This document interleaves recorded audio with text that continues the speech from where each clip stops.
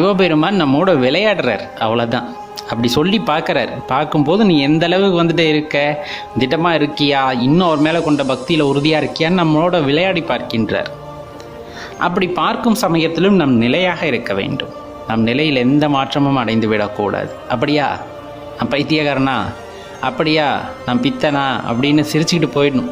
என்னை பார்த்து சிவபெருமானே சொல்கிறார், அட பைத்தியக்காரனே, ஆமாம் நான் யார் மேலே பைத்தியமாக இருக்கேன், ஓ மேலே தானே பைத்தியமாக இருக்கேன்.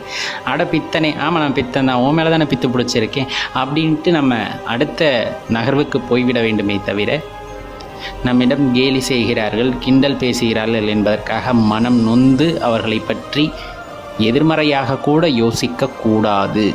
இதெல்லாம் சாத்தியமா? நாமும் சாதாரண மனிதர்களாகத்தானே இருக்கின்றோம், சாதாரண மனிதர்களாகத்தான் இருக்கின்றோம். ஆனால் சாதாரண மனிதனாகவே இருந்துவிட வேண்டும் என்று நாம் இருப்பவர்கள் அல்ல. மேன்மையடைய வேண்டும் என்ற எண்ணத்தோடு